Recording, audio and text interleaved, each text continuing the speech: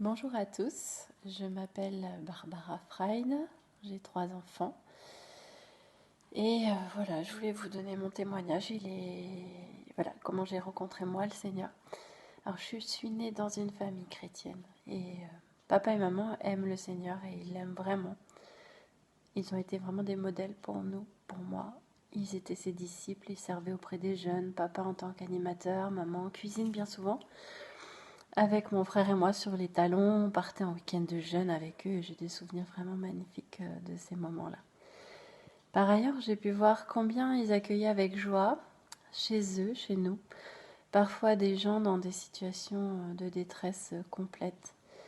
Et j'ai vu de mes yeux mes parents parfois donner de leur nécessaire pour subvenir aux besoins des plus nécessiteux qu'eux. Et autant vous dire qu'en tant qu'enfant, on avait parfois du mal à comprendre ça. Mais j'ai été une privilégiée, vraiment. J'ai grandi avec de l'amour autour de moi et avec l'assurance d'avoir de la valeur, que j'en avais aux yeux de Dieu et que j'avais été créée par lui. Ma grand-mère paternelle avait aussi donné son cœur à Dieu, il en avait été de même de mes grands-parents maternels. Ma tante et mon oncle aussi étaient profondément chrétiens. Mais Dieu, ce n'est pas une affaire de famille. On ne naît pas chrétien, on le devient. Chacun pour notre part, nous sommes responsables de nos choix parce que Dieu a dit « J'ai mis devant toi la mort ou la vie, choisis la vie afin que tu vives ». Et Jésus a dit « Je suis le chemin, la vérité et la vie. Nul ne vient au Père que par moi ». Alors j'ai grandi et Dieu faisait partie de mon existence, presque tout naturellement. Jamais je n'ai mis en doute son existence. Avant de nous coucher le soir, nos parents priaient avec nous et je savais m'adresser à lui, à Dieu, si j'avais peur. J'avais 8 ans. Et nous lisions à l'école du dimanche un chapitre du livre par dimanche, Le voyage du petit pèlerin de John Bunyan, un très vieux livre, mais toujours d'actualité, qui a été créé en 1678, soit quasiment 300 ans avant ma naissance. Mais j'attendais chaque dimanche avec impatience parce que ça nous changeait vraiment des histoires de la Bible que pour le coup je connaissais vraiment par cœur. Et puis il y a eu ce dimanche, et ce chapitre-là de ce jour s'intitulait Chrétien devant la croix. Alors Chrétien, c'est le personnage principal de l'histoire. Et je ne sais plus ce qui s'est passé. Je me souviens juste qu'au moment de la prière finale, j'ai ressenti qu'un lourd fardeau se détachait de mes épaules. Vraiment, je m'en souviens. Comme celui de Chrétien dans l'histoire. Et ce jour-là, il est tombé et j'ai été libérée de ce poids.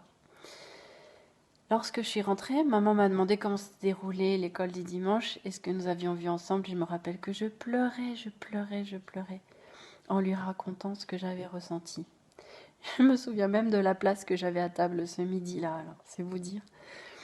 Ce fardeau, c'était mon péché en fait, c'était tout ce qui me séparait de Jésus. Et bien souvent, en tant qu'enfant de chrétien, on n'a pas bien conscience de ce que c'est que le péché. Parce que globalement, en tout cas pour moi, je me comportais plutôt bien. Je ne faisais pas le mal délibérément. Mais nous avons tous besoin d'une véritable relation, de révélation de notre condition, une véritable relation à Jésus.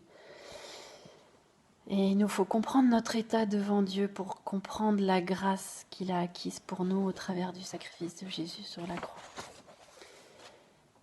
Et ce jour-là, Jésus est venu faire sa demeure en moi. Et depuis, je suis engagée avec lui. Je suis à lui, il est à moi. Et il n'est pas d'épreuve que nous ne puissions traverser avec lui. Il est merveilleux et ses plans parfois incompréhensibles sont néanmoins parfaits pour chacun de nous.